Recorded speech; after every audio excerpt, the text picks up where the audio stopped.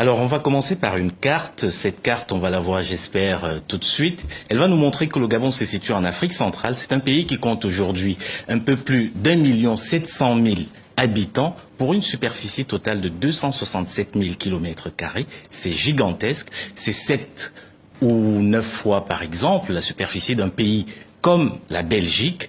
Mais surtout, le Gabon compte 45 groupes de population différents et qui bien souvent ont en commun une culture, une langue et une spiritualité.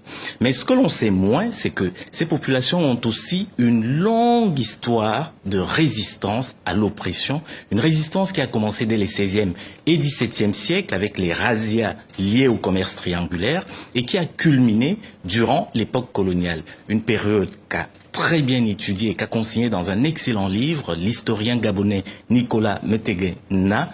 Le livre est intitulé L'implantation coloniale au Gabon, résistance d'un peuple, 1839-1960.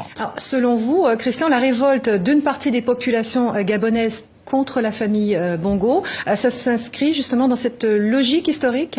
Absolument, Linda. Les manifestations post-électorales au Gabon, comme au sein des diasporas gabonaises un peu partout à travers le monde, sont l'expression profonde d'un ras-le-bol que le pouvoir d'Ali Bongo Ondimba serait bien avisé d'entendre, auquel il devrait apporter des réponses. Car les populations gabonaises ont toujours su dire non, y compris au cours des périodes les plus sombres de leur histoire, comme ce fut le cas durant l'époque coloniale. Et justement, durant cette époque, les Gabonais étaient par exemple très réputés pour leur niveau d'instruction et leur professionnalisme. C'est la raison pour laquelle ils étaient si nombreux à être employés dans les pays de l'empire colonial, l'ex-empire colonial français.